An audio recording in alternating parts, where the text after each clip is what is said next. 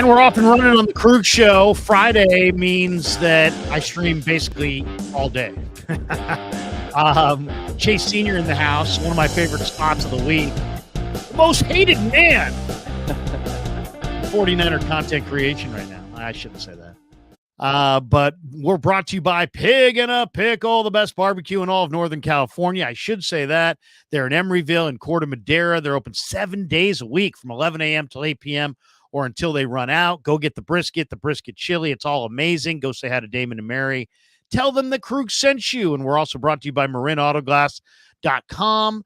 Awesome company. Underdog Fantasy as well. Check the link in the description. Use the promo code Krug, and they'll match you up to your first $100. And Sharp Corner Sports Cards and Collectibles, 205 Cypress Avenue down in Monterey, in Pacific Grove to be exact. Call Anthony Catania. He's at 831-521-5264. What's up, Chase? What have you been doing, man? I haven't heard a whole lot about you recently. You're kind of under the radar. You're just kind of quiet. Social media is a crazy place. You put out some opinions, you put out some thoughts, and you create some content on the 49ers, and sometimes things just take off and they blow up. And we're looking at a video that I put out on this report about a Brandon Aiyuk trade to the Steelers that has about 500,000 views right now, all thanks to Brandon Aiyuk's agent acting as though I was the one who reported the news. But that's social media. People don't take the time to watch the video sometimes or read the tweet. They just make up stuff, and then I'm getting the backlash for it, and people are calling me all types of names, but it's all good. I've been enjoying it. Been enjoying the interaction, whether people love me or hate me. It is what it is. Sven says, FYI, Larry, you spelled Brandon wrong in the video title. Oh, I'm going to blame Kev. That's Kev. I mean, I would say it's me. I'd take ownership of it. It's Kev, and he's... Come on, Kev. Come on, Kev. That's a Brandon Pajemski, Brandon. That's not a Brandon Aiyuk, Brandon. Sven, I will scold him when he gets home. He's coming from Cal Poly today with his girlfriend. They're going to Giants Diamondbacks tonight. So I will see him later today. And I don't know if I can make the change before the end of the stream. We may have just live with it. But let's talk a little bit about the latest, because Kev did quickly change the title from the latest 49er Brandon Aiyuk news, trade rumors, extensions with Chase Sr.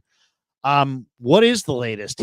I was just doing a stream with Damon Bruce, and I guess while we were doing it, Brandon went on his IG and said, we're going to see fireworks on draft day. Is that pretty much the long and the short of it?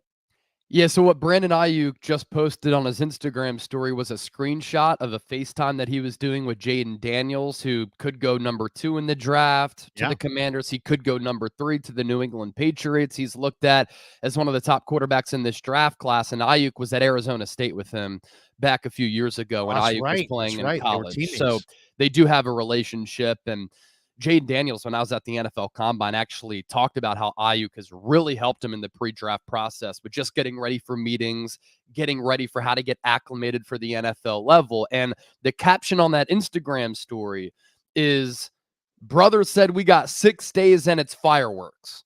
Now, that's of note because that could be Jaden Daniels getting ready to get drafted. Number 2, number 3 is Jaden Daniels hinting that maybe the Chicago Bears take him at number 1, because that would cause a lot of fireworks. Or is Brandon Aiyuk posting that because he has some insight that maybe a draft night trade could go down where the San Francisco 49ers trade away Brandon Aiyuk?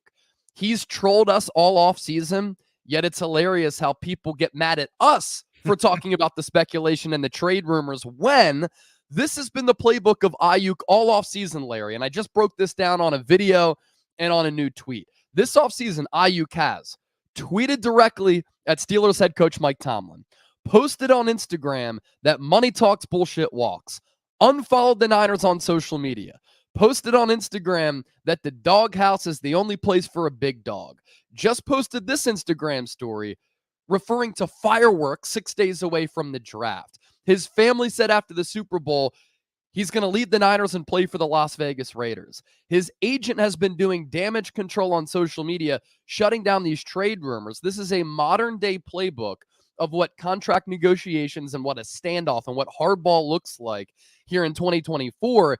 Yet his agent is wondering why there's all this speculation when Aiyuk and his camp are the ones who have caused all of this speculation. How can, and nothing, I don't know his agent. His name's Ryan Williams. Yep. And what's the name of the agency again? Do we Athletes know? First. Athletes First. Yeah. I don't know Ryan Williams. I wouldn't recognize him if he walked right through the door. But how can you get mad at people that are commenting on reports when your client is openly contacting in a public forum head coaches of other teams as if to say, I'd love to play for you? That alone, it's like you would think that the agent would just be like, well, what can I do? What can I say? Aiyuk himself has fed into it. That to me is just, it's baffling. And then not only did the All Steelers guy, and I don't know the All Steelers guy, but Grant Cohn says that he's a credible guy with, who may have sources within the Steeler walls there. Instead of commenting on that guy's report, he waits until you comment on that report and then crushes you and tries to dunk on you. I thought that was interesting. And then if you really wanted to shut it all down, why wouldn't you just come out and just straight deny it?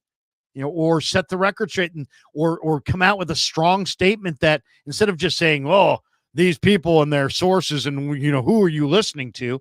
Why not just say, I'm his agent and he's not going to be traded, everybody? That would shut everything down completely, but he hasn't done that.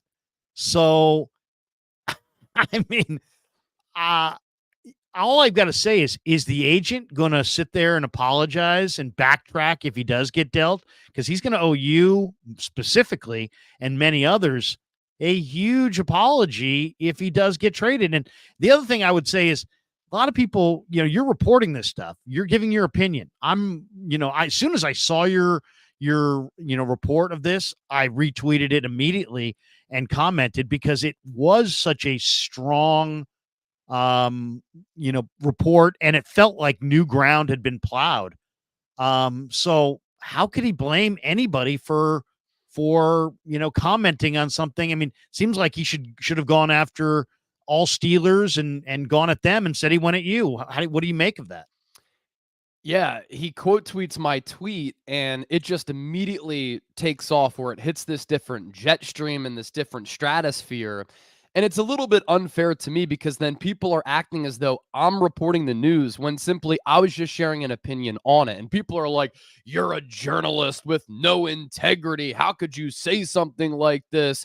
Well, Ryan first of all, Williams we're not just journalists. dunked on you. Yeah, No, we're I'm not journalists. We're and people look up the terms. Journalists are journalists. We are video editorialists. We are essentially, if this were a newspaper, we're columnists. Yes. But go ahead. And that's part of the point that I was going to make here is that since 5 years old, I've wanted to be a sports broadcaster. I've never wanted to be a journalist. I've never wanted to be a newsbreaker, an Ian Rappaport or an Adam Schefter, an Adrian Wojnarowski or a Shams Charania. I do what I do right now because I believe that I have good opinions. I like providing thought-provoking content. I like to drive conversations. I like to make people think. And the opinionated nature of what I do as a talk show host, a broadcaster, a content creator is at the backbone of what I do. So if I see a report out there that's being reported and referencing people inside the Steelers organization having to do with Brandon Aiyuk, who's a second-team All-Pro, the Niners' best wide receiver, one of the best wideouts in the NFL, I'm going to talk about it here. And it's lazy work by Brandon Aiyuk's agent to quote tweet me and call me out for reporting fake news when I'm not reporting anything. I said in the tweet, reports.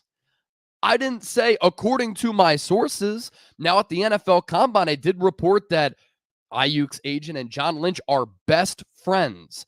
So that's very interesting because it's not like you have a Scott Boras who will play hardball with the organization or Drew Rosenhaus who will play hardball with an organization. I believe And I think that the actions of an agent doing damage control on social media, quote tweeting commentaries and reports is interesting, and we've never seen anything like it because Aiyuk's agent and John Lynch are best friends. They want to control the narrative. And it's up to Aiyuk's agent to get his client paid so that he can get compensated as well for that Aiyuk contract, but he's also trying to do John Lynch a favor and not really reveal what the trade offers are, what the compensation is, because that can affect the price tag for Brandon Aiyuk. So people can say whatever the hell they want about me. I'm not a journalist. I consider myself a sports broadcaster. I believe I'm really good at what I do. And if you want to rip me, that's fine. I didn't do anything wrong. I shared my opinion. It's bad work by Aiyuk's agent. And again, let me go back to everything that I just went through. We wouldn't have this speculation if Aiyuk and his camp weren't going about it in a drama-filled way. What drama was there about Nick Bosa's contract extension, which lasted until September? And here we are at the end of April. This is a Deebo Samuel playbook, which is now getting to the level of being even more dramatic than the Deebo Samuel situation. Aiyuk and his camp were causing all of this conversation to happen. And I think that Aiyuk and maybe the Niners are starting to feel a little bit pressure as we approach the NFL draft because they understand, shoot, if we can't get a deal done, we have to be able to find Aiyuk's replacement. And until a deal is struck, Ryan Williams, people are still going to talk about this because it's a marquee storyline across the entire NFL. And when we say we're not journalists, that doesn't mean that we don't feel or believe in credibility. You believe strongly in credibility. I believe strongly in credibility. Do we do things and essentially get attention in the form of clicks? And sure, but I'm not doing this for clicks. I'm not doing this for 45 minutes and trying to be a star today. People are like, oh, people trying to make a name for themselves, people trying to be stars. This wouldn't have you probably wouldn't have even have gone with this if we didn't already have Aiyuk tweeting at Mike Tomlin, if we didn't have him doing several steps that make you think that there is some credibility to it. To me, one of the most revealing parts of this was Brock Purdy's quote to Cam Inman, where he's like, he made it sound almost like they weren't going to see each other again. I forget the exact quote, but it was something along the lines of, He's spoken past tense. Yeah, I appreciate what Brandon has done for my career. I mean, it was the kind of thing that makes you think that he's never going to see Brandon again, and that he wanted to have that out there. It was so there's just all these things lend credence to this. What do you believe the fireworks is that Brandon referenced in his IG? Do you think that's related to Daniels, or do you think that's related to Aiyuk? I think it's related to Jaden Daniels, but Brandon Aiyuk knows what he's doing. This is a calculated move. It's the same calculated move as when he picks up his phone and he unfollows the 49ers on Instagram, knowing that for the last several years in this player empowerment era, during all of these contract negotiations, that as soon as a player unfollows the team that they play for, that they are under contract for, somebody's going to screenshot that. They're going to tweet it. They're going to put it on Instagram. And immediately when that became public, Ian Rappaport, Mike Garafolo, all tweeting about it, which then leads to you and I talking about it. And then fans being in shambles. Oh my gosh, is Aiyuk unhappy? He just unfollowed the Niners on Instagram. Clearly things aren't on the right road as far as a contract extension goes. Clearly, there's hardball being played on both sides, and Brandon Aiyuk is unfollowing the Niners to put pressure on San Francisco to let them know that he's unhappy. And it's the same calculated move for when he takes to Instagram 6 days away from the NFL draft to say there could be some fireworks going down. And just 2 drafts ago, we saw A.J. Brown traded to the Philadelphia Eagles from the Tennessee Titans in a move that was a franchise-altering move for Philadelphia, a bad move for Tennessee. He was a bona fide top 10, top 15 wide receiver at that time, and it's literally the same conversation with Aiyuk. And if the Niners were to trade Aiyuk away, they want to do so, ideally, as far as team-building strategy goes, before the draft or on the night of the draft, because this is a deep and very talented wide receiver class where you have X boundary outside wide receivers who are dogs, but also if you're looking for the prototype of a slot wide receiver, there are a lot of those as well. And the Niners need to figure out, is Aiyuk going to be in our plans for 2024 and beyond? If he is, then maybe we go with a different position in the draft because we have needs at offensive guard, center, offensive tackle, defensive tackle, at cornerback. What if a player like Kool-Aid McKinstry falls to number 31? Do you go that route or do you need a wide receiver? So all of this has kind of boiled to a point where there's so much that has to be figured out, and the draft is getting here, and it's going to be here before we know it.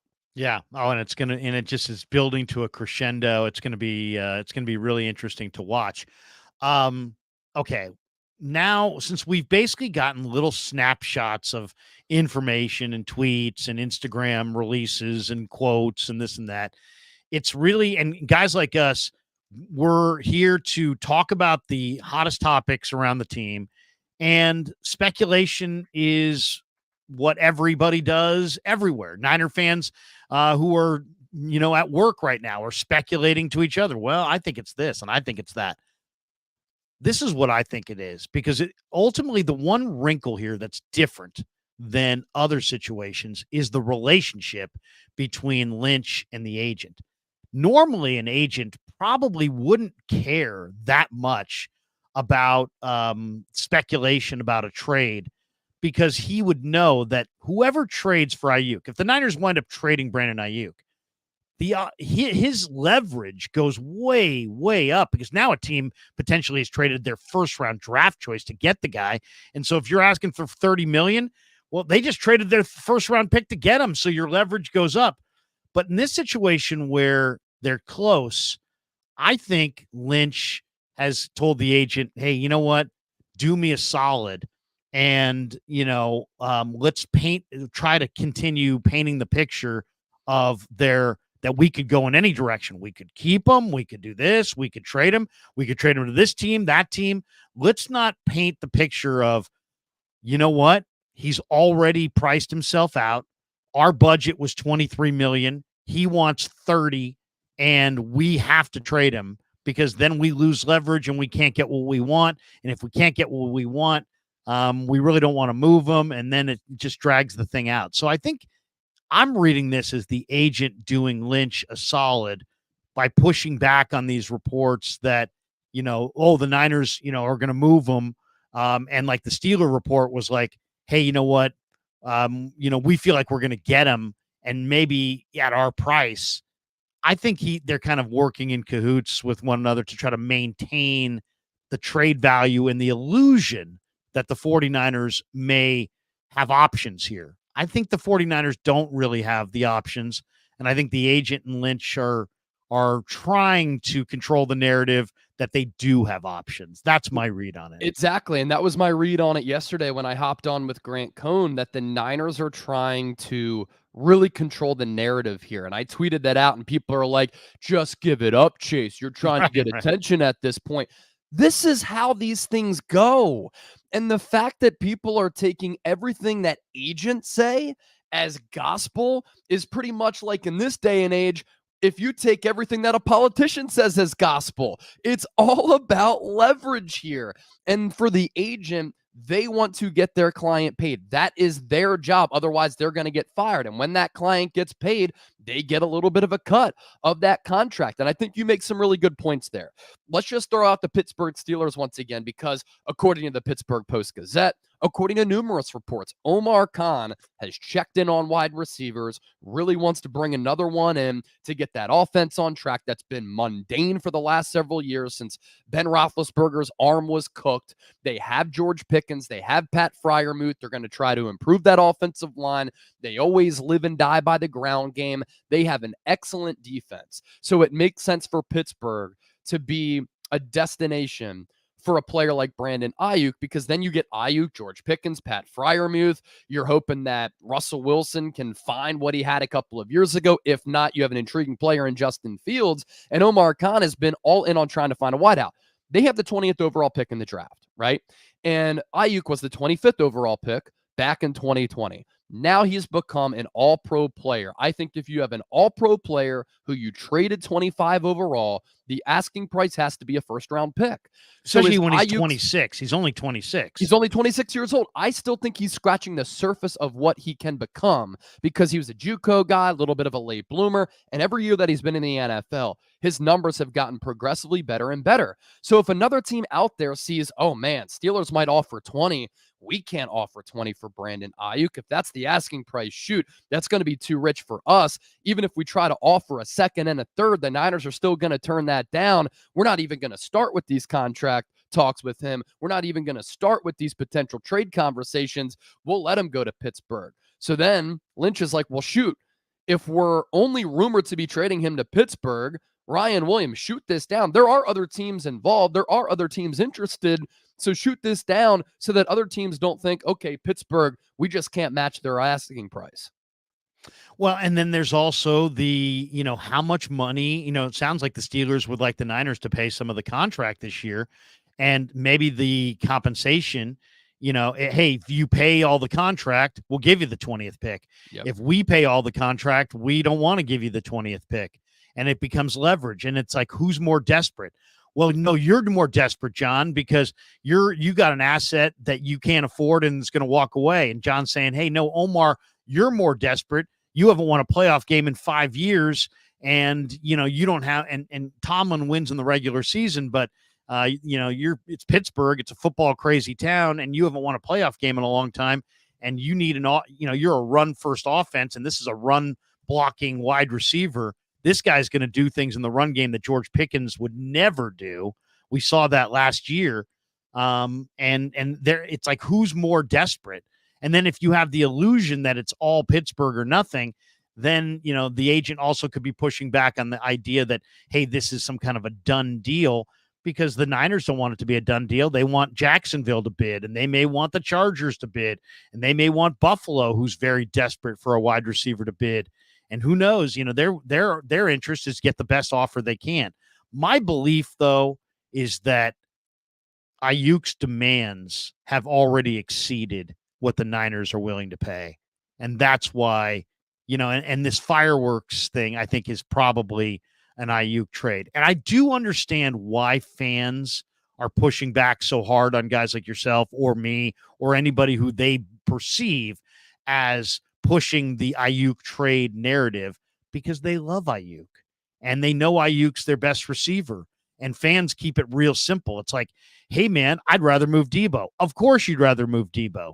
He's older. He's not as healthy. He's not as productive. He's not going to be as good in the future. Yeah. But that's in a vacuum. And I mean, you have to look at the whole picture of, they're going to pay their quarterback $50 million. And now they got a receiver who may be asking for $30 million.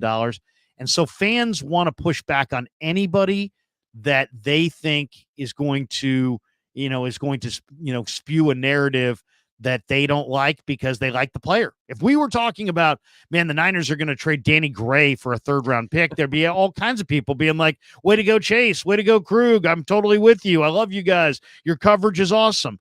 As soon as it's like, wait, Aiyuk? No, I love Aiyuk. Aiyuk's good. I don't want to trade Aiyuk. And then suddenly it's let's demonize anybody who's in their mind pushing that narrative. We're not necessarily pushing any narrative. I know you and I haven't talked about this, but I'm pretty convinced that you feel the same way I feel, which is we're not wishing for Aiyuk to be traded. We're just observing the tea leaves and trying to read it for our audience and trying to make sense of it. If there's anybody who has been ahead of the game and ahead of the pack on their praise of Brandon Aiyuk, it's been me. I love the selection of him at 25 overall. When he leaped over Marcus Epps in that primetime game against the Philadelphia Eagles en route to going to the end zone on that ridiculous play, what a phenomenal play that was. Going into the 2022 season, I was saying that Brandon Aiyuk is a better player than CeeDee Lamb, a more all-around wide receiver. I like his toughness more. I like his makeup more. I'd rather have Brandon Aiyuk than CeeDee Lamb. And that was before, in 2023, he became an all-pro player. I have said time and time again, he's special. He's the Niners' best wide receiver. He's worked up this great relationship with Brock Purdy, and you want to do everything that you can to surround your young quarterback with great offensive weapons to help maximize him. I've said he's better than Deebo Samuel. I've said that he deserves this new contract, which will pay him top 5 wide receiver money. As part of that conversation, this is when the Niners kind of shoot themselves in the foot too. They wait until late in the game to hand out contract extensions to their homegrown players. It's happened the last 4 off seasons. George Kittle in 2021, Fred Warner 2022, Deebo Samuel 2023 or 2022. I got the order wrong. George Kittle, Fred Warner, Deebo Samuel, Nick Bosa, all in consecutive years. Aiyuk's looking to become the 5th homegrown player to get that contract. When you wait, you risk the asking price continuing to go up and be on the uptick. And now, because the Niners have waited to pay Brandon Aiyuk, Calvin Ridley reset the market with getting $23 million per year. Aiyuk is younger, better, more productive, more available, didn't have a gambling suspension for an entire year. So now the asking price goes to $24 million. He outplayed Deebo Samuel, right? Deebo's making 24. So now Aiyuk deserves even more than that. And then this past week, Devontae Smith, $25 million per year. Now the asking price for Aiyuk has gone from maybe 23 to 24 to 25 to 25 and a half, 26, $27 million because the Niners have waited. And if the Niners continue to wait, what happens if CD Lamb gets $30 million per year? What happens when Justin Jefferson gets $32 million per year from a team? What then happens to the asking price of Brandon Aiyuk, who would say, I put up all this production in a run-centric offense on a team with other loaded weapons. What if I go somewhere like a Jamar Chase, who's also due for a contract extension, and he could reset the market, who has 100 targets per year? What if I have those amount of targets? My numbers are only going to go up. I think I'm on par with those players. Niners, now you got to give me $28 million. When in reality, if you got this deal done earlier in the process, it could have come at $25, $26 million if you got ahead of the game. You went to the combine. You got a good sense of the draft coming up. The Niners, let's just say this actually goes down and they could get the 20th pick. You know, one of the things that they did last time with the Buckner deal was they turned Buckner into a first-round pick. But then they turned that first-round pick into Javon Kinlaw, and the two were forever compared. I kind of sense that they want to do it differently, but you never know. If they had the 20th pick and the 31st pick, and you've seen the group of wide receivers, Harrison's gone, Malik Neighbors is gone, Adunze's gone, maybe Brian Thomas is there at 20. If you don't go Brian Thomas at 20, then he's probably gone by 31. Who do you think of the group of wide receivers is their guy? Matt Barrows made his draft crush from Adonai Mitchell from Texas. Yeah. Of course, Shanahan played wide receiver at Texas once upon a time. Mitchell started at Georgia and transferred. But what do you think? It's a deep crop of receivers. There's a bunch of guys, and they're all a little bit different. Is there a receiver that you think fits the Niners and could you see them going receiver at 20? Or do you think they would go tackle at 20 and maybe receiver at 31? Do you think they might go receiver later in the draft? What receiver do you think they would target if they moved off of Aiyuk? I think if you go with the wide receiver at 20, you're looking at 2 players. You're looking at Brian Thomas out of LSU if he falls, or Adonai Mitchell at 20 if he falls. If you decide to go offensive lineman, then at 31, I don't think that Thomas or Mitchell are going to be there. I think you're looking at the grouping of an Xavier Worthy, who's an underrated route runner, 4.21 speed. He's a Deshaun Jackson clone to me, under 170 pounds, but an absolute burner. And can you imagine if Danny Gray worked out what a vertical threat could do with Aiyuk and Deebo and George Kittle and Christian McCaffrey to take the top off of the defense? What that does, it just opens up the field so much from sideline to sideline, but also vertically. Think about a player like Xavier Worthy who can get up and down in a blink. And then the crossers that Deebo can run, the crossers and the out routes or the shallow crosses that Aiyuk can run, the seam ball, the number ball that's going to be available for George Kittle or Christian McCaffrey coming out of the backfield. So I think those are the 3 wide receivers that you'd be looking at 20 or at 31. My draft crush, I'm with Barrows. I love AD Mitchell. I think he's a fantastic player. I know he has one good year of production at Texas, but he's a Georgia transfer, and he goes to Texas and has 55 catches, 845 yards, and 11 touchdowns this past year. And he's long. He's a loose athlete, long strides. He can accelerate really quickly. At 6'2", 205, he ran a 4.34 40-yard dash, and he has everything to his route tree. And you can use him in just a variety of ways. So if I had to choose between AD Mitchell and Brian Thomas, I'd probably go AD Mitchell at 20. At 31, if you wait, I'd probably go with Xavier Worthy. But do you trade back? That's a possibility too, where if you trade back, you can go Xavier Legette, AJ Brown body type, Malachi Corley, a Deebo Samuel clone. Do you want a slot? And if you want a slot, then you're looking at a Ladd McConkey, a Ricky Pearsall, a Roman Wilson. It depends on the prototype of wide receiver that you want, but this is why the Niners are trying to figure out what's going on the Aiyuk front, because this wide receiver class is really, really good. If you want to wait a little bit later, I talked about this player on my show this week in my mock, and I know you did as well. How about Malik Washington out of Virginia? He's shorter, 5'9", but led the ACC in receiving, and he is a burner who is shifty in short area bursts, which is really, really impressive. And if he's in the slot, that's a player who I think is going to climb up draft boards. More so than almost any other position on the field, your wide receiver core, the players have to complement one another. Yeah. So you can't have all vertical threats. You can't have all Deebo Samuels. You got to have guys who complement one another. What do you think of Tyler Boyd? Have you heard anything about Boyd? I know you know him well from Pittsburgh, and we just saw him look really good against the Niners, when Cincinnati rolled in and he burned them for 3 catches and a touchdown. How do you see it? Let's just say you think they would go after a Boyd if they moved an Aiyuk, and then if you have Boyd, maybe he's running the cross the middle routes. Maybe Worthy is more of a fit because you want somebody to run off the coverage.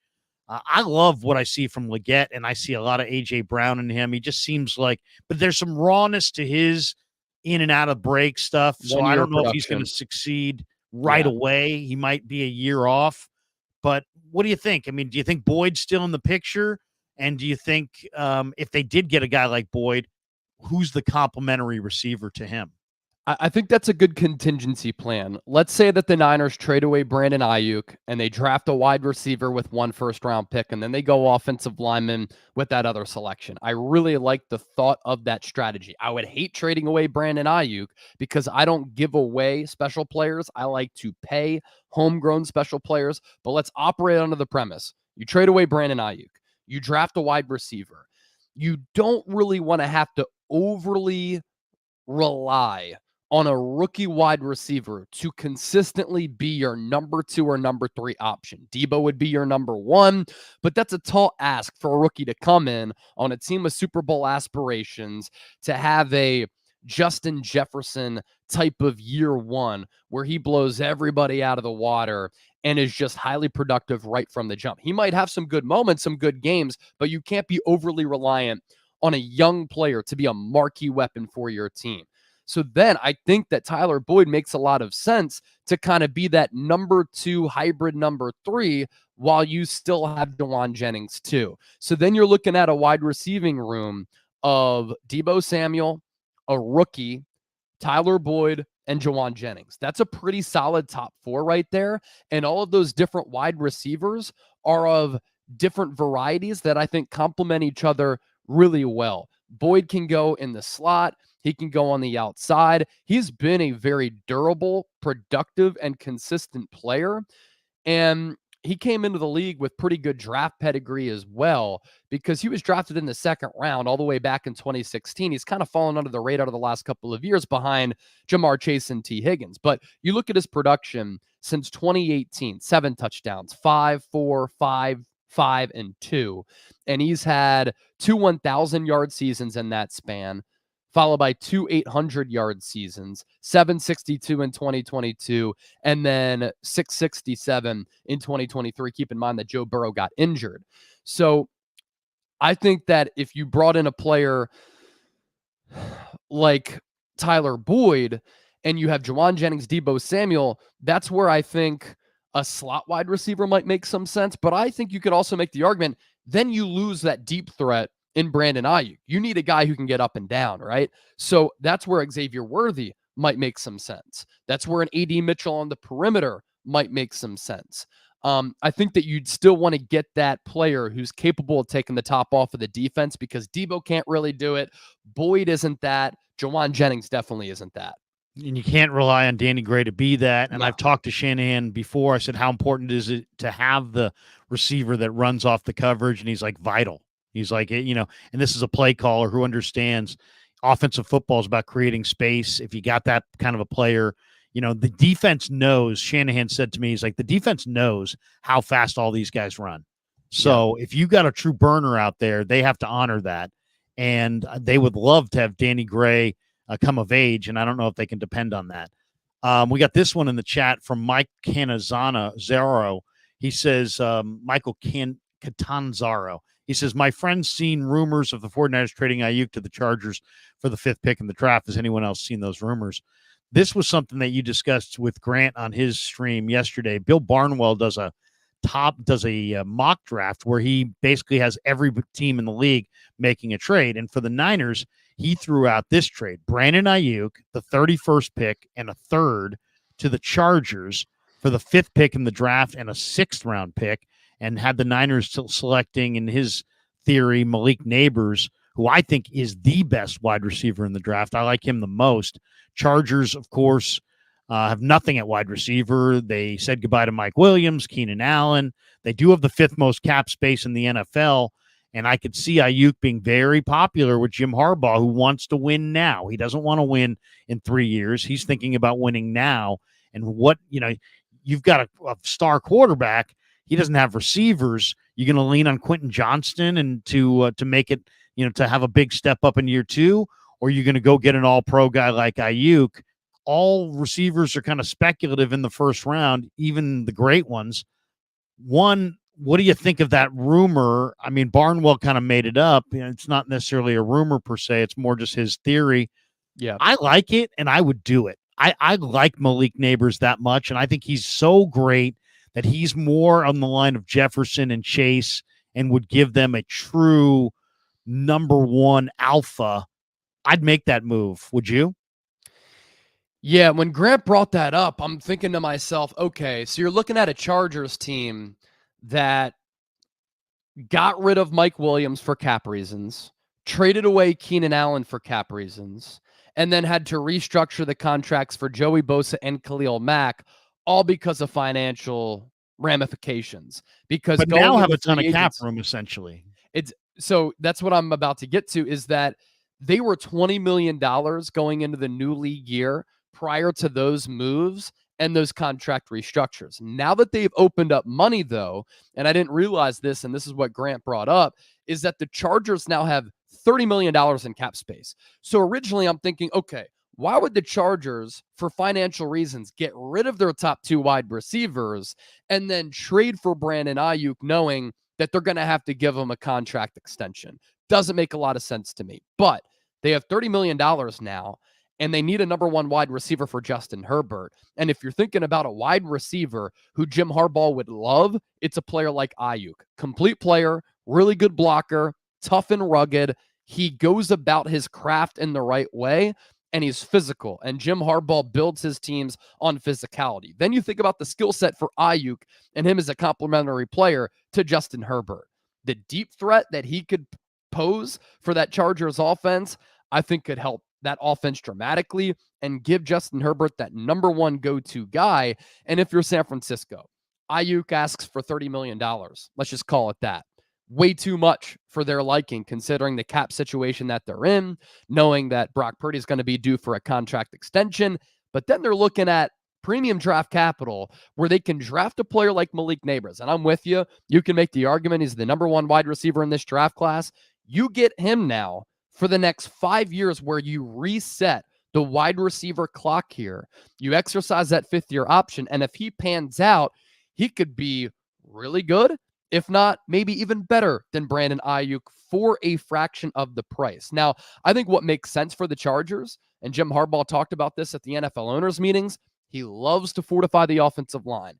He did it at Stanford. He did it with the Niners. He did it at Michigan.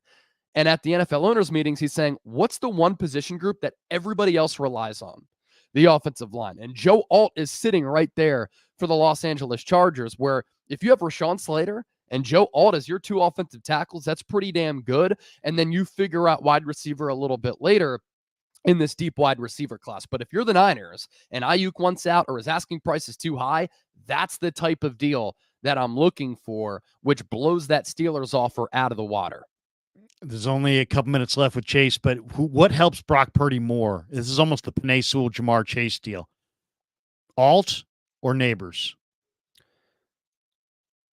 Well, man, that's a great question. And of course the other part of it is, if you didn't go O-line, you went Neighbors, you'd have to go O-line later. If you didn't go receiver with Neighbors, you went Alt, you'd have to go wide receiver later. Yeah. I think the play there, I'd probably go Joe Alt. And if you still have the 31st pick, great. You dropped a wide receiver there. Some still really good players available. All of the names that we mentioned. If you don't have that 31st overall pick, I still think that with your second round selection, you can get a legitimate wideout. A Malachi Corley might be there. A Roman Wilson might be there. And you can still address that need and that gap within your offense in the second round if you do go offensive lineman with that premium draft capital. Last one before we let you go. If the Niners don't make a move with Aiyuk, let's just say they re-sign him for the sake of the conversation, and they're picking at 31, and they're going to do something on the line of scrimmage. They're going offensive tackle or they're going defensive line. Who's your guy? Who, speculating on who's going to be there, of course, but who would be your offensive lineman that you would want? Who would be your defensive lineman that you would want at 31?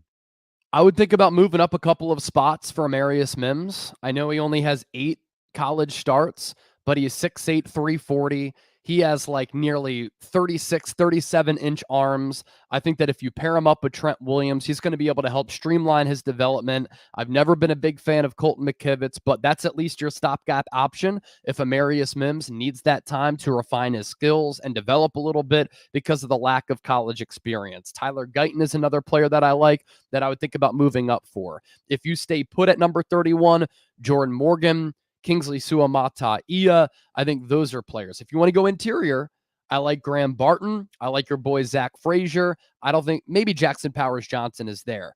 If you go defensive lineman, Johnny Newton out of Illinois, if you want to address defensive tackle, there's some recent buzz there. But Chop Robinson is the player that I would absolutely love at 31. That's another player that I would move up for in the draft. All right, man. Love streaming with you every Friday. Have a great Friday. Have a great weekend. The draft is almost here. I love that one guy who's like, Chase, having a rough morning. I mean, it's like, what? And you're like, yeah, I went running. I did this. I'm feeling good. It's like, I feel great, man. I'm having an awesome day. I'm having an awesome life, and I'm very blessed and thankful, and I could not complain about anything right now. Yeah, I'm gonna get into the chat and read some of these, so I'll let you go, brother. Cool. Thanks for the time. Have a great weekend. We'll talk to you. Maybe do we have time to do next Friday between what rounds? Between day 1 and day 2? Yeah, I should be good. I'm going to be live every day, every round, every pick on the 49ers report. And wow. I know it's a little bit of a later start on that Friday. I should be able to come on. I'd really like to. I'll touch base with you, but I always have a blast doing this. And thanks to everybody for tuning in. Thanks, man. Have a great Friday. Brother. Yep. There you go. Chase Senior, Chat Sports. Good stuff there from Chase. And Chase is a good guy. And the idea of a bunch of people getting super pissed because he, including the agent trying to dunk on him because he basically put out a report that somebody else, had made and just commented on it.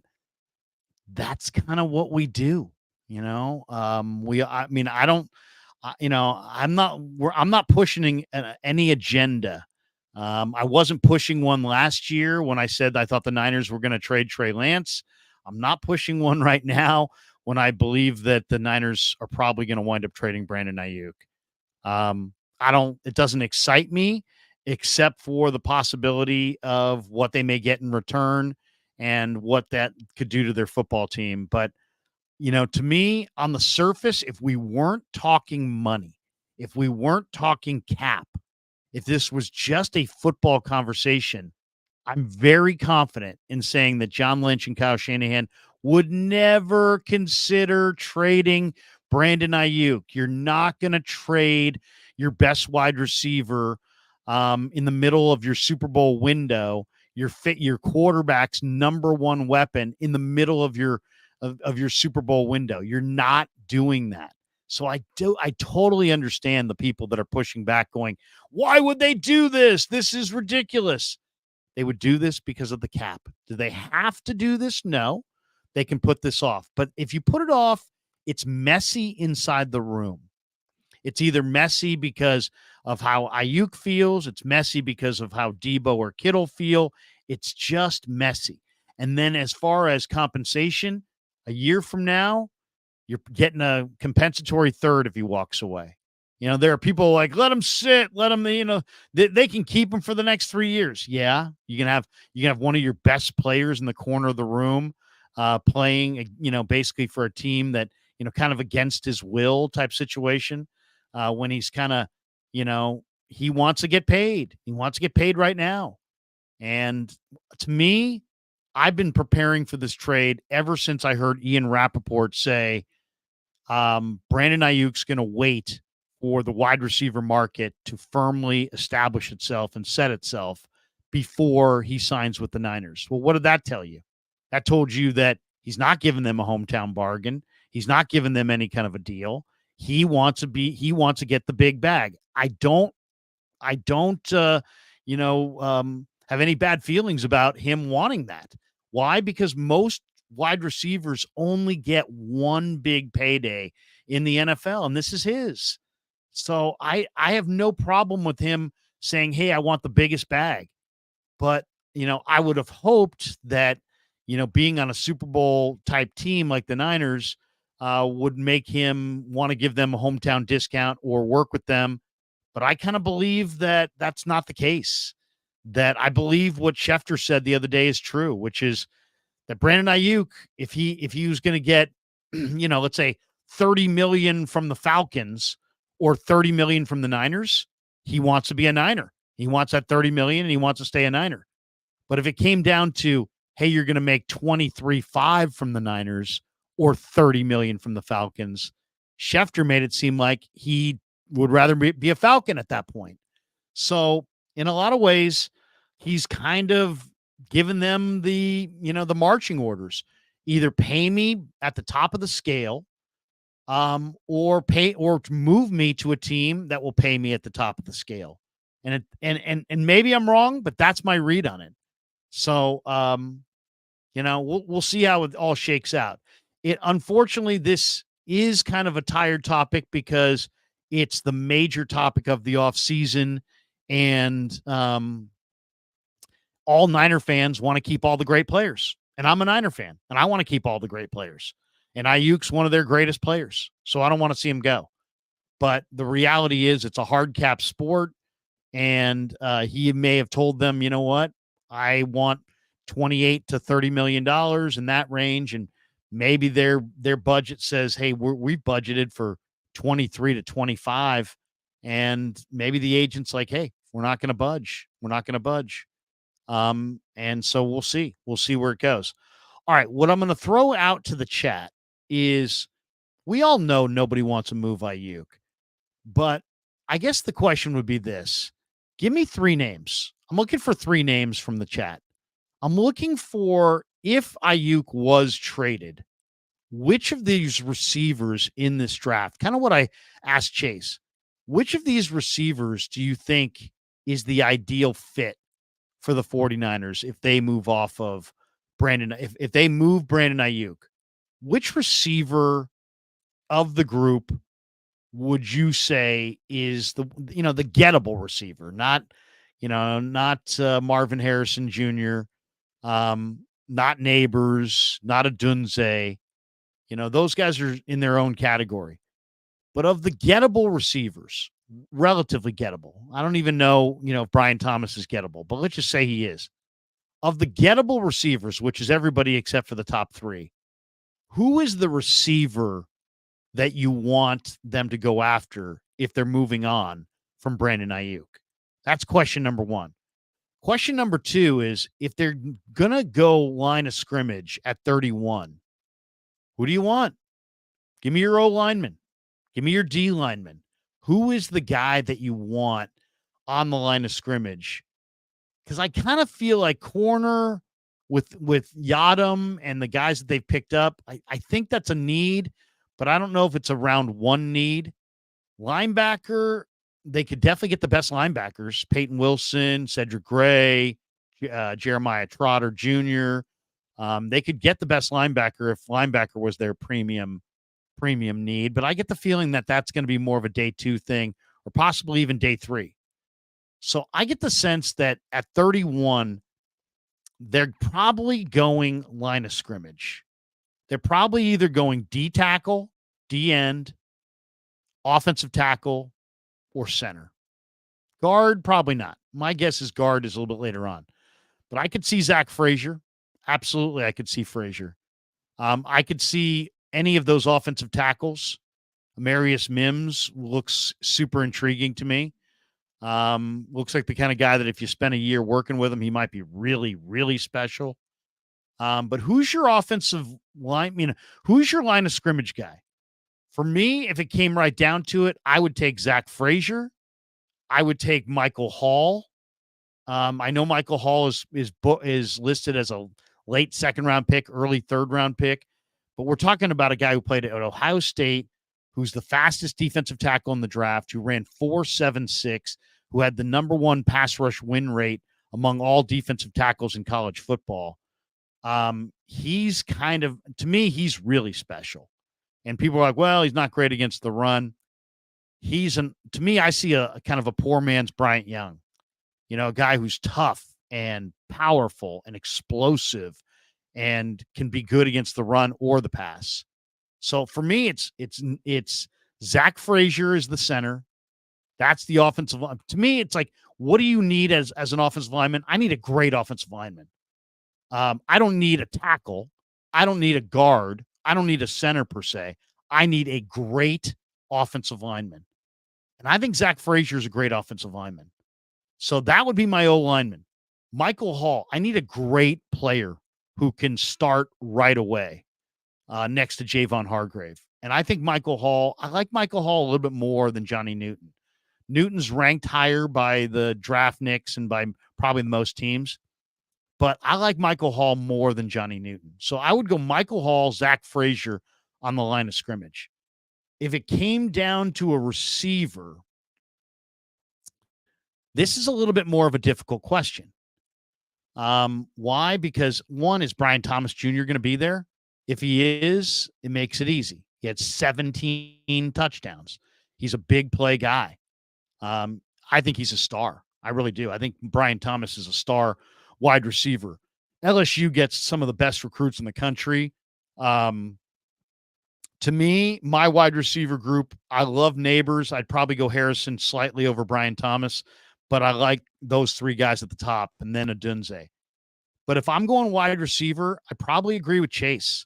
It's probably Adonai Mitchell, A.D. Mitchell from Georgia through Texas through Georgia. He started at Georgia, he transferred to Texas because his little girl lives in Texas. He wanted to be closer to her. I think Mitchell might be my guy. I think I'm choosing between Adonai Mitchell and Xavier Legette. To me, Legette at 6'3", 230, and runs in the 4.3s. I see a physical skill set that looks very, very similar to A.J. Brown. So those would be my 3 guys. I'd probably go Mitchell or Legette at 31. I like those guys a little bit more than Pearsall and Corley, who I like as well. Those would be, to me, it's a 3 wide receiver conversation. Brian Thomas Jr., but I don't expect him to be there at 31. A.D. Mitchell, and Xavier Legette, with Legette the guy who's most likely to be there. And Worthy would be an interesting guy too, but I'm a little concerned about durability there. especially when the Niners like to have guys who run across the middle of the field. And I can't picture Worthy running across the middle of the field. But my three guys would be Michael Hall, Zach Frazier, and a receiver, either Thomas, Mitchell, or Leggett. I want to know who your three guys are, because that's kind of where the Niners are. It's going to be somebody on the line of scrimmage offensively, somebody on the line of scrimmage defensively, or a wide receiver at 31. Who's on your list? Let's check the chat. And we got a couple supers here, or a couple comments here. One, we got this one from JD Durham. He says $4 super sticker. Thank you, JD. Appreciate you. And then this one I highlighted as well. This is not a super, but 916 Entertainment says James Williams, Miami, great day 3 grab. I love James Williams as well. When you see him on the hoof, you're like, man, that's the guy you want getting off the bus. And is he a strong safety? Is he a weak side backer? I don't know. But then I read the Dane Brugler draft guide, and there's just a lot of baggage there with James Williams. He witnessed one of his parents shoot and kill one of his other parent as a young kid, and he's just got some rough moments in his past. To me, that would all have to be investigated and have to be, I'd have to talk to him and find out where he's at.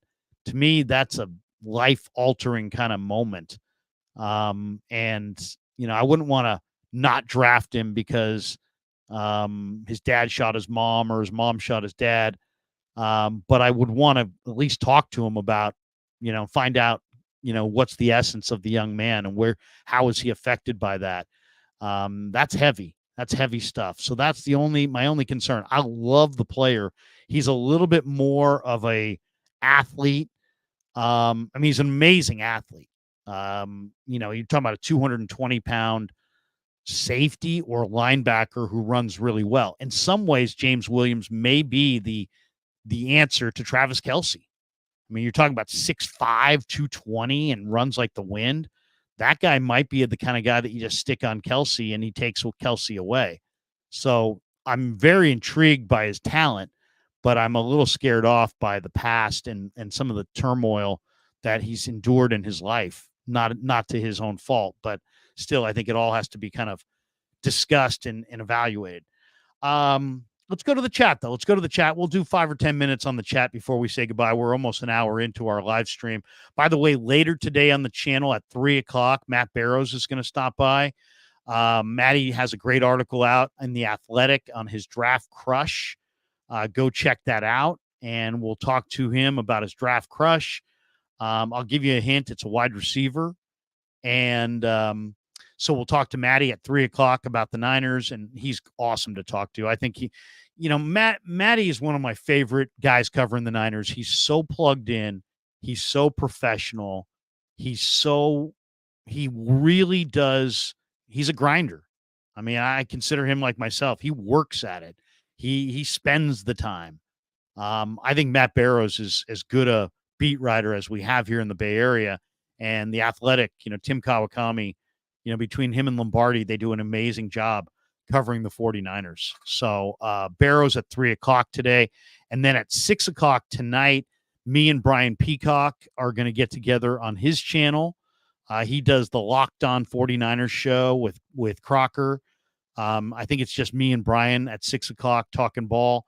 And then I think around 8 o'clock or 8:30 tonight, Bay Area Baller is going to do some draft stuff, and I'm going to join him on his channel as a guest. So I'm going to be talking a lot of ball throughout the day. Somewhere in the middle there, I'm going to get some lunch and maybe hit the gym and throw some weights around. Other than that, that's my Friday. I got kind of a packed Friday. I always make Friday the busiest day of the week because it's just like, to me, it's a great day to talk ball. So anyway, and Invader 49 says Peacock's good. Yeah, Peacock's really, really good. We just did a stream with him, 2 weeks ago or so on our channel. And now tonight I'll join him on his channel and looking forward to it. I believe he just started his own YouTube channel in addition to Locked On 49ers that he does with Eric Crocker. So that's what we've got tomorrow morning. I've got youth baseball.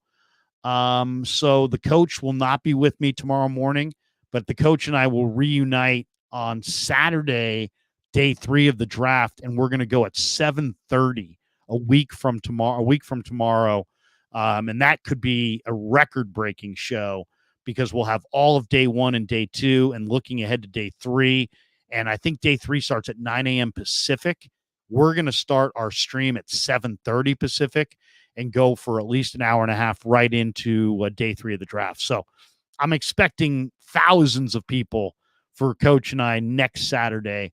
And our thoughts and prayers go out to Coach because his parents got into an accident, and we won't do too much on that as far as too many details because we'll let that be his personal stuff. But thoughts and prayers go out to his parents. They're alive and doing well, but he's been through a lot the last few weeks. So Coach will join us not this Saturday, but a week from Saturday, and not at 9 a.m. or 8 a.m., but at 7:30 Pacific. And, I absolutely love streaming with Coach. He's incredible.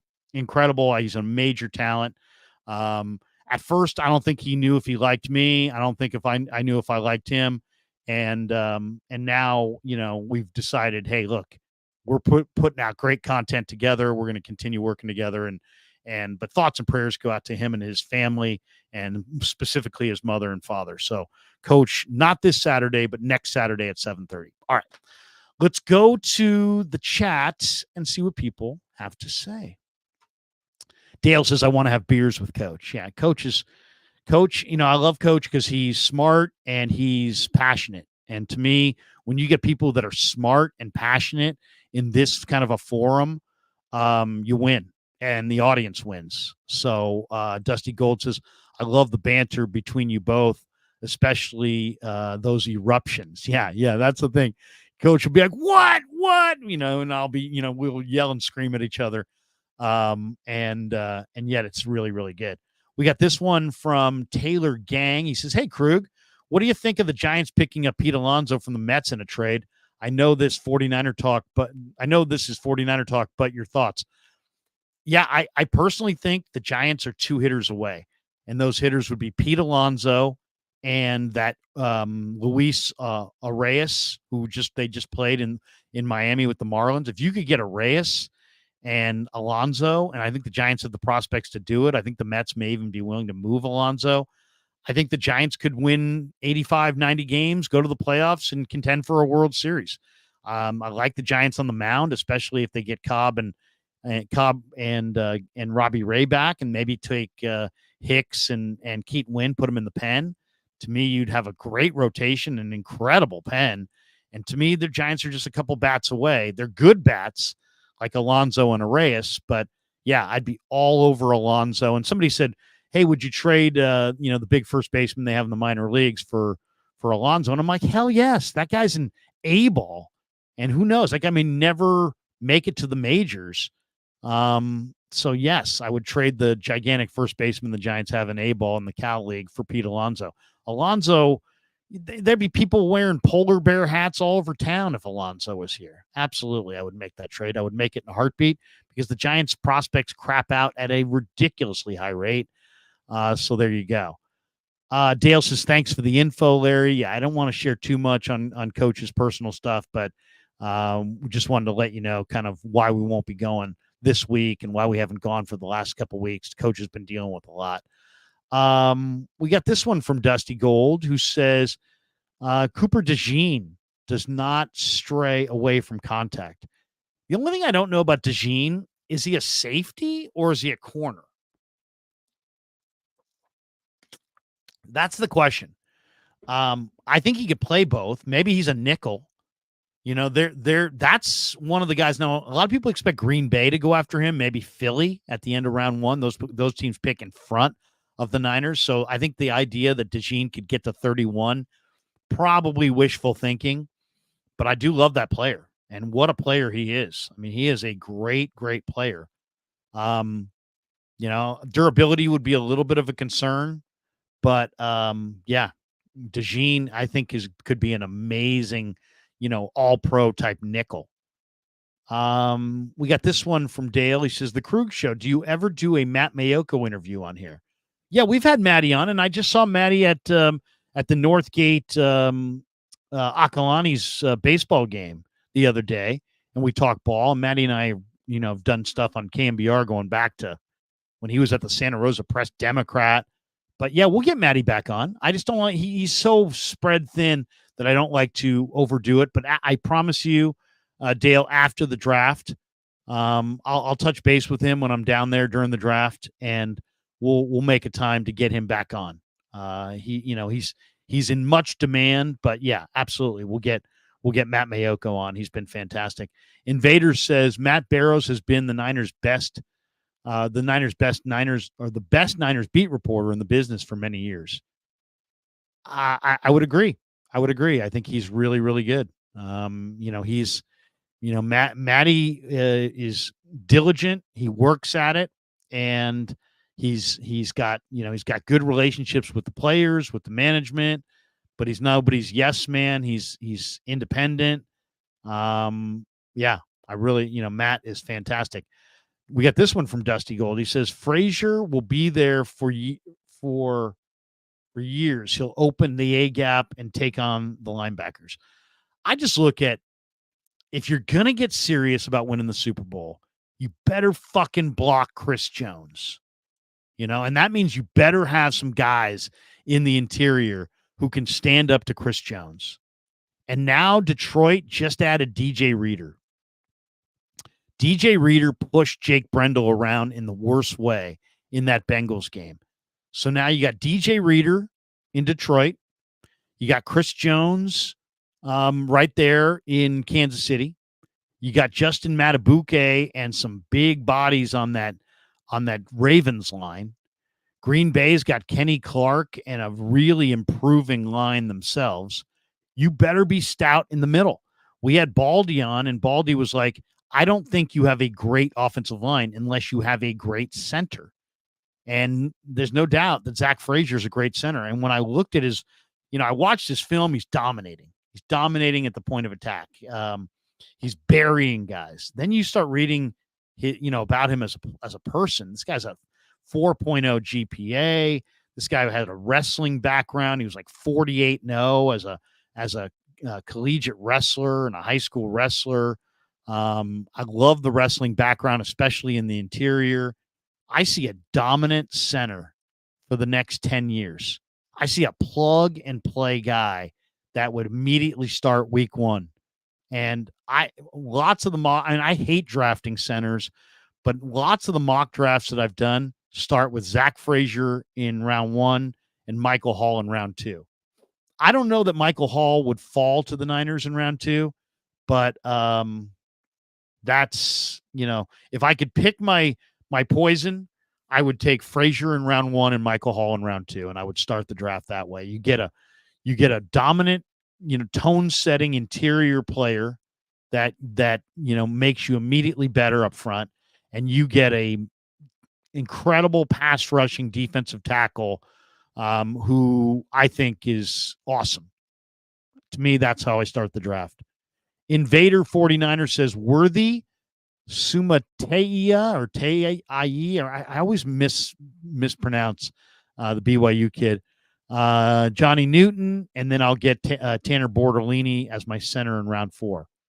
Yeah, they did show interest in Bortolini.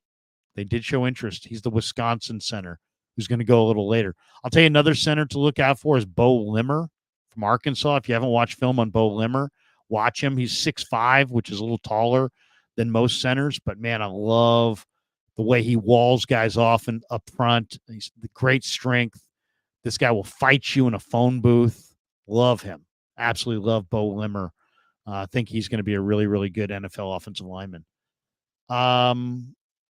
Let's see. A couple more here before we jet. Guy wants Pearsall. A lot of people like Pearsall, the wide receiver who transferred to Florida and looked really, really good at the end of the year.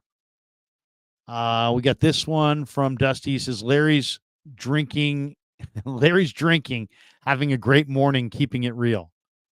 And no drinking this morning for me. We got this one from Michael, who says South Carolina wide receiver Xavier Legette, good draft pick. That's who he likes. We got this one from KZing Zai. He says, I like Adunze a lot, to be honest. I like Adunze as a guy. I mean, you can see he's a great guy. I just don't know if I love Pac-12 receivers. Everything favors the receiver in the Pac-12. Then you get in the pros, and everything doesn't quite favor you. So I'm a little concerned there. I also think Michael Penix might have made them more than McMillan, and Adunze made Michael Penix. I'm a big Michael Penix fan. So it's oftentimes it's one or the other. John B says if the Chargers offer number 5 for Aiyuk straight up, the Niners should take it. I just worry that the Niners miss on early picks a little too often. There's no way the Chargers would offer the 5th pick in the draft for Brandon Aiyuk. Just too high. But would you move Aiyuk in 31? I mean, the deal that Barnwell had was Aiyuk 31 and a third for the 5th pick and a 6th round pick. And I would do it. I think I absolutely would do it. Just because I really love Malik Neighbors. And I think to me, Malik Neighbors is kind of a star in the making. That's the one thing. Dale says Arias is a former Twin. We love him. They traded him for a pitcher. He gets on base. His D isn't the best, though he did make a great play the other day. So if you do have a good first baseman and a shortstop, you're good with Luis Arias. He just rakes, though. I mean, that guy had like 6 games where he had 4 hits or more. He's an amazing hitter. He's an amazing contact hitter. Lee Gowland. Hey, Lee, what's going on? Hope things are good in the UK. He says, great show, Larry. Always great hearing your perspective on all things Niners. Let's effing go. We got this one from KZing Zai. He says, A.D. Mitchell or Ricky Pearsall are the guys he wants. Justin says, Larry, when do you think they're targeting Jacob Cowing? That's an interesting name, too. He's a slot receiver from the University of Arizona. And, I didn't, once again, I just said I don't love Pac-12 receivers, but I really do like this kid a lot. Now, I like Malik Washington more, and I like Aeneas Smith more from A&M. But Cowing, is not big, but he's a great route runner, and he runs in the 4.3s. So I really do like Jacob Cowing quite a bit. He's an interesting player for sure. He's got he was at University of Texas or University of Texas San Antonio. Is that where he was? And then he transferred from UTEP. But I like Cowing a lot. He's a kid from Maricopa, Arizona, and then finished up at Arizona. He's 170 pounds. He's not a big kid, but really, really good football player. And I love the route running. I mean, it's very crisp. He's very precise. To me, when I watch Cowing, he's quick into the break, out of the break. He's competitive at the catch point. He'll make plays vertically. He'll go up in a crowd and make a play. He'll catch it, take a hit for a smaller guy and hold on. There's a lot to like there. I mean, to me, he's a really, really good slot receiver who runs a good 40 time. So, yeah, I'm a big fan of Jacob Cowing. And I would say he's probably a late day 2, or that would be a little bit of a reach. He's probably more of a day 3, pick early on, like round 4, I think is the sweet spot there for him. Cowing, though, is nice, really nice. We got this one from Moondust. He says, if the Niners had the 5th pick, who do you take, Larry? Well, this is, and I mentioned this to Chase, this is kind of the Penei Sewell, Jamar Chase debate. And look how dominant Penei Sewell is. But even today, who would you rather take? Would you rather take Penei Sewell or Jamar Chase? What helps your quarterback more? Well, building a fortress around him obviously helps, but having an awesome receiver, I mean, if you listen to Joe Montana talk about Jerry Rice, he felt like Jerry Rice extended his career and kind of changed the whole dynamic of his career. So I would say a receiver may have a better chance of impacting the quarterback than the tackle. There's some questions I have about Alt as far as his power at the point and his mobility. I mean, I know he's a blue chipper, but I think there's a chance that great power leverage guys will bother him, and also speed rushers I think are going to bother him. It's hard to kick out of your stance as a pass protector when you're 6'9". I mean, I know a lot of people think of him as blue chip, and I do as well. He's not McGlinchey. He's way better than McGlinchey, but he's got a lot of the same issues that McGlinchey has because of the height. It's hard to kick out and pass block the special athletes that are in this league. I mean, think of Leonard Floyd and how he comes flying out of his stance. And you're a 6'9" guy, you're going to be able to kick out and block that guy. Now, obviously, they'd be on the same team if you took Alt, but I'm just saying there's some really special edge rushers and some really, really athletic guys and some undersized guys. And if you're 6'9" and your hands are set high and you're long cut, and I think there's, I've watched Alt and his good plays look amazing, but I've also seen him bull rushed and, he looks a little underpowered. And then I've seen him try to get out on speed rushers, and he looks a little challenged. So, I mean, here's the bottom line with some of these offensive tackles. Mike McGlinchey was a really good player. He had one problem. His one problem is that he could not kick out against really athletic speed rushers. So and it broke down the rest of his game. So he would have to kind of lunge out there. And when you lunge, you get clubbed with the inside shoulder, and now you're parallel to the ground, and people are, retweeting the picture of McGlinchey, parallel to the ground. And it's all predicated off one problem. Mike was a really good run blocker. He was assignment sound. He was smart. There were lots of great things about McGlinchey, but he had one major weakness. He could not handle the speed rushers. And so he would have to lunge to get out there. Then he would lose his balance. Then he was susceptible to counters inside and the club against his inside shoulder. And that's what happened. And suddenly it's like, wow, he's getting beat inside. He's getting beat on counters. He's getting beat to the edge. And it kind of broke down his whole game. I was surprised Denver paid him the money they paid him. So I don't see Alt as he's better than McGlinchey, but I think he could have that same issue of struggling against speed rushers. And I saw the way it broke down McGlinchey's whole game. And for a guy in the top 5, that would be really bad if you drafted him and he had some flaws that were uncorrectable. So I think I'd go with Malik Neighbors over Joe Alt, to be honest. Dusty Gold says, do you think Luke McCaffrey will be drafted by Lynch because of Christian? Well, I'll say this. I've talked to Christian about Luke, and he's very passionate that he wants to play with Luke. So I guarantee you he's expressed that probably at some point to Lynch. So it's all about, is McCaffrey overdrafted? I don't think the Niners are going to take McCaffrey in the 3rd round.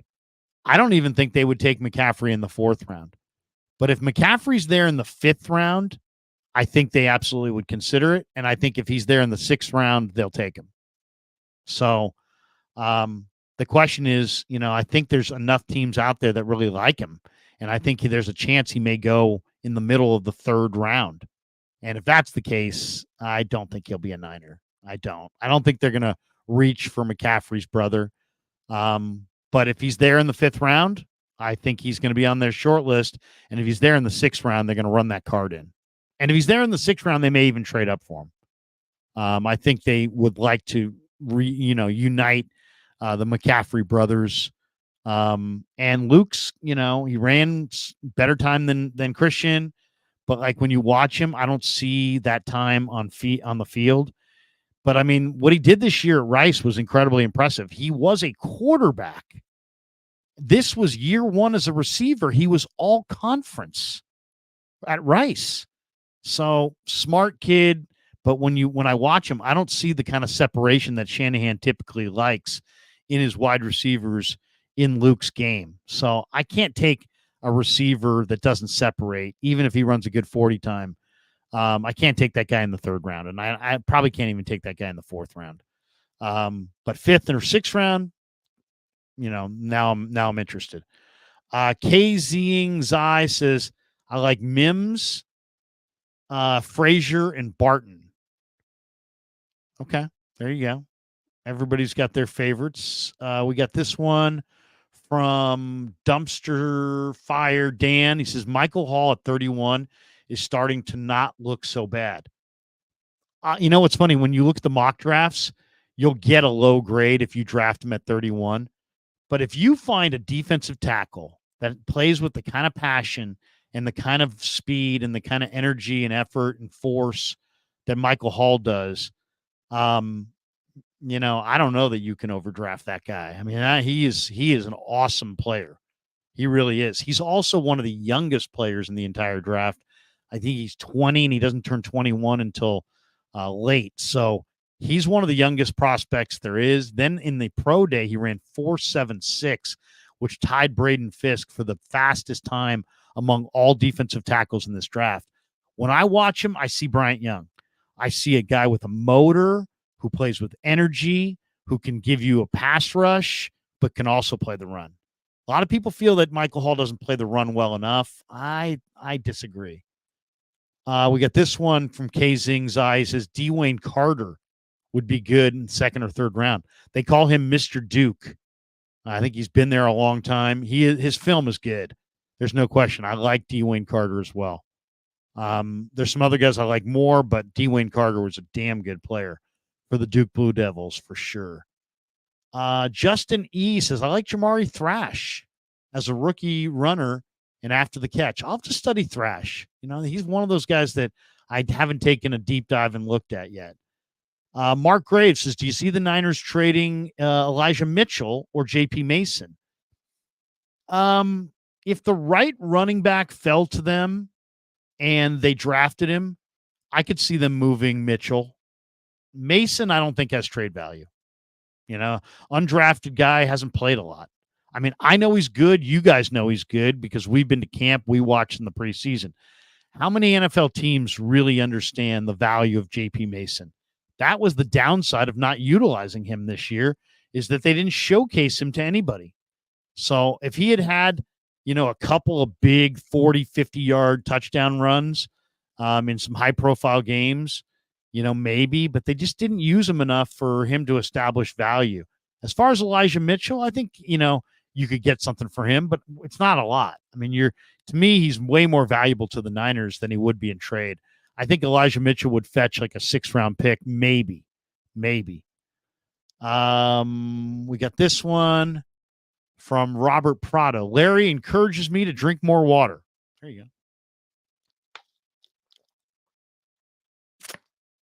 Good pull on your water. I do drink a lot of water these days. I'm trying to drink a lot of water. I'm trying to lean out. I don't know if you guys know, but right around the Super Bowl, I was 250. I'm 6'2", 250. Now I'm 6'2". I've dropped 25. I'm 6'2", 225. I'd like to get down to about 6'2", 210. My playing weight. I'd like to get down to my playing weight. But I don't know if I'll get there. So, and how did I do it? Just basically, cutting out soda. I was drinking a lot of Coke, Gatorade, all those sugary drinks. Not necessarily good for me, but I love them. It's really tough. But I'm going heavy water, and I've dropped 25, and we'll see. We'll see where it goes. I'd like to get to camp this summer at about 210. 210. If I could get to 210, that would be cool. We got this one from Sam Fisher. He says, listen to Krug. There you go. There you go. Thank you. Very succinct. Let's see. We got this one from Robert. He says, I do need to drink more water. Too much of anything will kill you. Yeah, everything in my grandmother used to say, everything in moderation. Everything in moderation. And there, truer words have never been spoken. Really, I mean, that's really it. You just you don't want to overdo it on anything.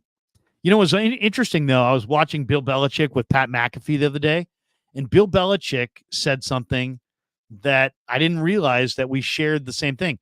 He said, "I've never drank a single cup of coffee in my life," and I haven't either. I've never had a single cup of coffee in my entire life. I mean, I've tasted it, but it just never appealed to me. I don't, it gives you bad breath. It's addictive. I see what people do for their coffee in the morning. I don't think it's the worst thing ever, but never had a cup of coffee in my entire life. So I share that with Bill Belichick. Robbie439, Larry, in your opinion, what the fuck are the Niners going to do when Trent retires?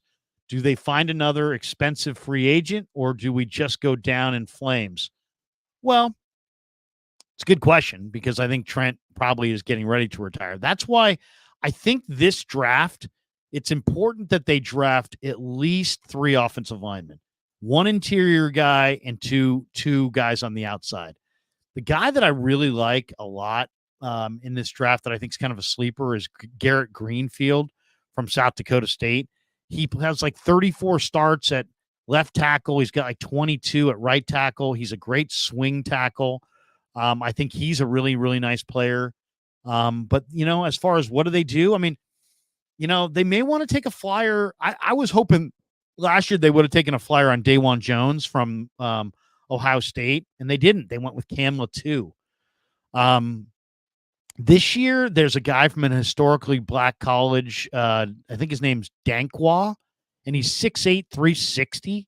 And they're saying he's probably going in the 6th or 7th round. He may even be an undrafted free agent. I watched film on him. He's a developmental guy. Also, the kid from Yale is kind of a developmental guy. If you could get those guys at a reasonable part in the draft, or in Dankwa's case, maybe around 7 or after the draft, it is time for them to start thinking about what's life after Trent going to look like. Definitely. I mean, and Trent's been a great, great player. I'm not convinced that Trent is going to retire even at the end of this year, but he didn't look great in the playoffs. And the end, nobody plays forever, but he so much loves to play. He's a great guy too. I was talking to Trent in December, like right around the beginning of the playoffs, about some of the draft prospects at tackle. And he really likes Tyler Guyton. Of course, Trent played at Oklahoma. Guyton plays at Oklahoma. So maybe that was part of it. But we talked about Guyton, and I in a lot of ways, I think Guyton could be a great draft pick for the Niners if they stay at 31. He doesn't have the quickest feet ever, but he's a destroyer in the run game. And I think if Guyton could come in, maybe play a little right tackle, and maybe a year from now, he could be the replacement for Trent. I know Trent really likes Guyton a lot and thinks highly of his potential. So that would be interesting, and Guyton's 6'8", 320. He's kind of built along the same lines as a Trent Williams, even a little taller. He's an intriguing guy. To me, Tyler Guyton is, he's a little slow-footed, so I think he might be more of a right tackle than a left tackle. But with teams, rushing guys off either edge these days, there may not tackles, the left tackle designation versus the right tackle. It used to be your left tackle had to have incredible feet, and your right tackle could be more of a load and kind of heavier footed. Now, if you play tackle in the NFL, you better be able to kick out and pass protection, or it's going to be a long day at the office on either side. We got this one from KZing Zai. He says, Larry, have you looked at Jordan Whittington from Texas? Yeah, I have. He's a big receiver. He's kind of slowish, but he's got great ball skills. He's been very productive. Definitely a day 3 guy. I don't have his 40 time in front of me, but it can't be great. But he's productive, and he'll catch the ball in a crowd. Big bodied receiver for sure. And he, athletic, but the 40 time was lacking. I'm pretty sure he didn't run a good 40. We got this one from, what's it say? Ragi Sienner. He says, where do you see Ainias Smith from Texas A&M getting drafted? Well, first of all, and if anybody knows me, I'm an A&M fan. So I didn't go to A&M. I went to Sac State. My best friend as a little kid, parents went to A&M, and they took me to a Cal A&M game when I was like 8. And they said, you're an A&M fan. They got me all this A&M stuff. And my dad went to USF. So, I really didn't have a college team. I went to Sac State. So I really didn't have a college team. So A&M has been my college team, and I watch them every single week. Ainias Smith is fucking awesome. I mean, he is really, really good. So he's he's kind of like a Debo. He's a running back. He's a return man. He's a receiver. He's super dangerous after the catch. He makes people miss in the open field. He's a dangerous runner. I really like him. He's a star. At A&M, he's a celeb. I mean, he's walking around College Station. He's drinking for free. He's eating for free. And there's Ainias. Hey, did you see Ainias? I mean, he's a star. He's a star in College Station. I love him. Absolutely love him. To me, if I were the Niners, I would take him on day 3. Just a great player. And as I said, I think you can use him as a, with the new return rules, I think he could be dynamic in that regard. I think he's a terrific receiver, awesome run after the catch, and he blocks, and this is the receiver that wants to block, and you can use him as a running back. I love Ainias. As far as where is he going? I think he's going late. I would say 6th round, maybe in the 5th, but I don't think so. I think he's going to be a 6th round pick. And I would, if I had a pick in the 6th round, I would draft him. And if I didn't have a pick in the 6th round, I would get one and I would draft him. I love Ainias Williams. Or I love Ainias Smith. Really, really good player. Really good player. Ainias Williams, of course, was the Hall of Fame corner who played for the Arizona Cardinals when I was scouting for them. And he's a Hall of Famer and one of the greatest players I've ever seen. I mean, Ainias Williams was amazing. He was amazing at Southern. He was amazing for the Cardinals, and a better guy than he was a player. And he was a phenomenal player. Ainias Williams. I have Ainias Williams on the brain, but yeah, Ainias Smith from A&M, terrific player. What else? We got Dusty Gold says, sweat it out, Larry. Fit into that 40 waist again from those high school years. 40 waist? How about 36? I don't think I ever got to 40, but yeah, I'm grinding. We got this one from Justin. He says, watch Thrash's Georgia State film, Larry. He ran the whole route tree. I will. I've looked at him a little bit, and there's some explosive movement there. I haven't looked at his Georgia State film, but I'll go back and look for that. Because to me, you want to see as much as you can. I'm addicted. I'll watch the highlight reels, and then once I watch the highlight reels, I'll go watch the actual full games. Okay, Kazing Zai says Whittington runs a 4.4, Larry. Well, then I'm interested. I'm very interested because the ball skills and the size are there. We're talking about a big physical guy. 4.4 what? 4.49? And is that at the pro day? I want to investigate that 40 time. I'll say this. I don't think Whittington plays to that 40 time. If he runs a legit 4.4, I don't think he plays that fast. But I do love the ball skills and I do love the size. No question about that. We got this one. It's probably from Kev saying the stream is ending. All right. So we've gone as long as Kev wants me to go. All right, that's going to do it for us. Appreciate all you guys. Check me out at 3:00 today with the great Matt Barrows. Thanks to Pig and a Pickle, the title sponsor of the Krueger Show. Check them out in Emeryville and Corte Madera. They're open 7 days a week from 11 a.m. till 8 p.m. Thanks to Underdog Fantasy. Check that link in the description. Use the promo code Krug, and they'll match you up to your first $100. Thanks to Marin Auto Glass, marinautoglass.com. Great company. If you need a new windshield, they are for you. And thanks to Sharp Corner Sports Cards and Collectibles, they're at 205 Cypress Avenue in Pacific Grove, California. Call Anthony Catania, 831-521-5264. And at Sharp Corner Sports Cards and Collectibles, the first Friday of every month, all through, I think it's April, May, June, July, August, and September, the warm months, they're having kind of a street fair. So you can go down there, bring your collectibles. They have free food. It's down there in Pacific Grove along the Monterey Peninsula. Call Anthony Catania. He can tell you more about it. But if you're a sports collectible fan, check them out. They're a great place for sports collectible fans to buy collectibles, sell collectibles.